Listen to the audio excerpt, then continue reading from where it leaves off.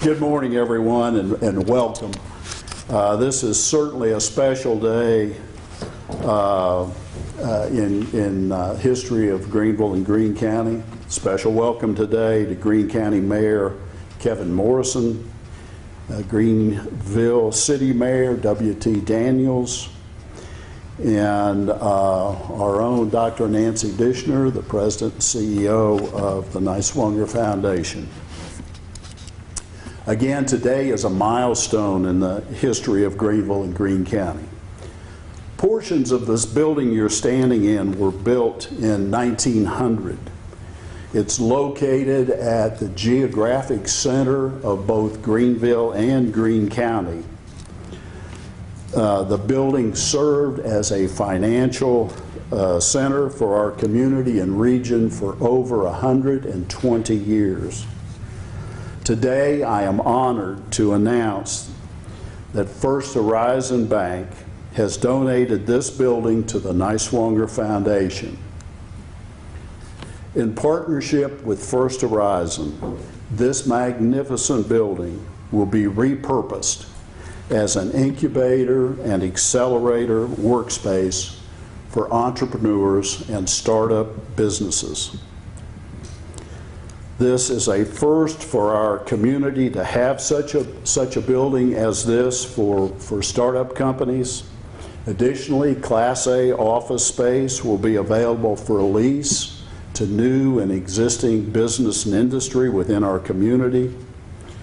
Also, the foundation will be offering a business center providing shared administrative services as needed by new companies.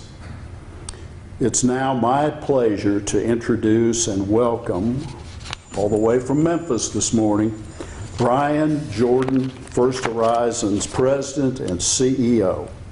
I've had the pleasure of serving on the First Horizon board for the past 9 years.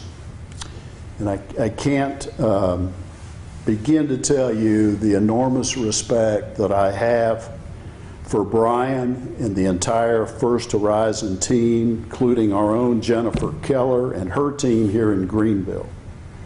Brian has built a super regional bank with over $84 billion in assets. To give you a starting point, when I joined the board, maybe I'll take responsibility for it. When I joined the board, we were about a $23 billion bank.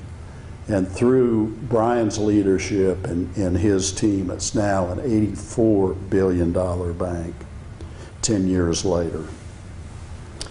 Brian's leadership has led to national recognition by both Fortune and Forbes magazines as one of the 10 most reputable banks in America. Will you welcome Brian Jordan, please?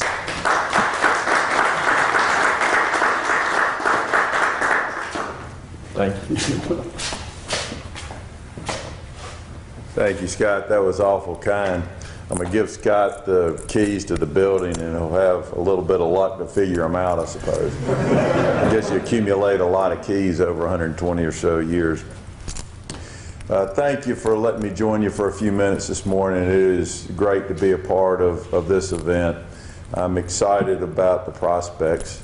Over the last, really, we celebrated the 1-year anniversary of the pandemic, but over, call it the last 13, 14 months, we learned an awful lot of things. We learned a lot about people and challenges.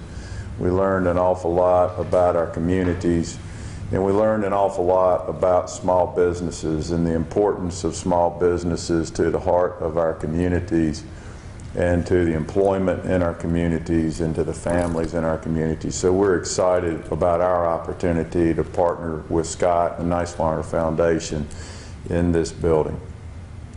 This is an opportunity to contribute a building to a foundation set up and led by an individual who qualifies as one of the great entrepreneurs and philanthropists in the state of Tennessee. So I'm very proud that we have an opportunity to continue our commitment to the county and the city and our involvement in Northeast Tennessee by presenting these keys and this building to the Niswonger Foundation. Thank you, sir.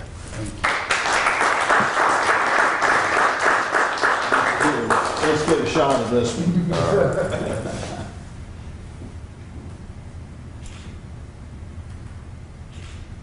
Got it? Thank you. Thanks, Brent. We talk a lot about regionalism. It's easier to talk about it than it is to do it. We've all experienced that, our share of that. But at this time, I'd like to ask David Golden, who's also a member of the Niswonger Foundation Board of Directors. But David is the president and CEO of the ETSU Research Corporation. And part of the Research Corporation's primary function is to see that we can develop within our own region, do business with each other in a more efficient manner, and then attract others to our region. David, would you say a few words, please? Thank you, Scott.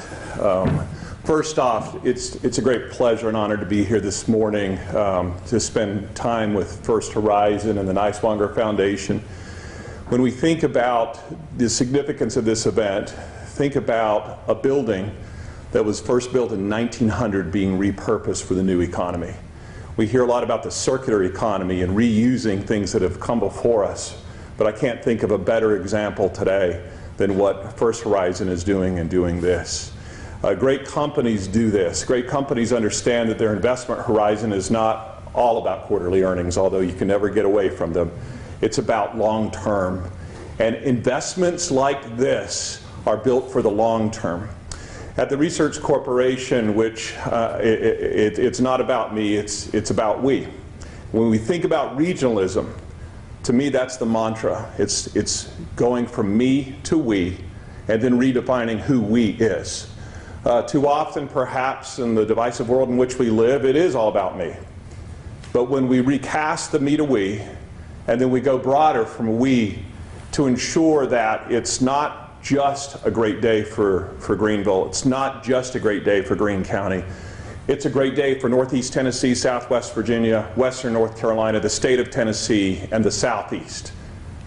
We know from experience that small things can make big differences. If you want to study that at a university, they call it chaos theory, invented by a guy named Ed Lorenz, who was a climate modeler who changed a couple of decimals in a climate and discovered what's now known as the butterfly effect. But we knew this was a thing in the South. If you've lived in the South long enough, you know this phrase, small hinges swing big doors. Who knew that a university would put chaos theory around it and sell it in a different way? Small hinges do swing big doors. As we redefine me to we, and we define we to a larger we, that will be the small hinge, not just here in Greeneville, not just here in Greene County, but across rural America. We can do great things. We can do world-class things in rural America. Rural America built America. And for far too long, rural America has kind of come out on the short end of the stick. Perhaps in part fueled by COVID, perhaps also by leaders such as Scott, who could live anywhere in the world and is chosen here because he's a smart guy. I hope today will be one more data point of what we can do as a region. The Research Corporation is here to help. We're thrilled to be able to partner with the Niswonger Foundation to help be the thing that goes on inside as we develop and connect and do great things together going forward. Thank you so much for the invitation today. It's a great day to be in Greeneville. Thanks. Thank you, David.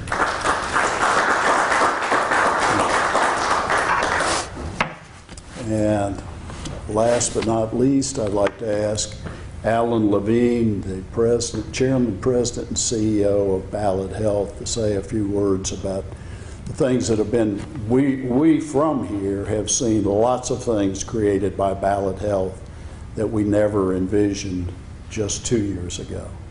And Alan, would you address regionalism and what you're doing here in Greene County? Yeah. Scott, thank you for the opportunity to say a few words. You know, there's an old saying in Proverbs, I think it's 29:18, where there is no vision, the people perish. And this is a beautiful building. It's a fabulous building. But you know, a building really is just bricks and mortar until you put the vision to work. And the things that are going to go on inside this building are going to help build a future for the region. You know, we as Ballot Health are a regional health system, and the investments that are being made right now at the ETSU Research Corporation, the vision that Scott Niswonger brings to trying to create economic growth and prosperity, all of these things together are going to make a big difference for this region. You talk about regionalism. A Memphis-based company saw an opportunity to invest here in the Appalachian Highlands because they see the vision that Scott has, and they want to be a part of it.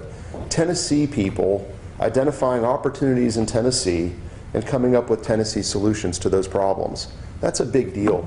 And that's a community. That's a community of a state and a region that has a vision. And Scott, I think as David and I were talking earlier, the opportunities that lie ahead between the ETSU Research Corporation, Ballot Health, the Niswonger Foundation, when you look at the opportunities that lie ahead for our children today and the differences they're going to make as they grow up in our schools and come back here and learn and earn and return, it's going to be a really big thing for this region. And Brian, you guys are a big part of that. And you're here in the region already. You do business here. You're part of the community. You've been a huge supporter of Ballot Health. But now you're doing something even above and beyond. And we're genuinely grateful to you for it. Thank you.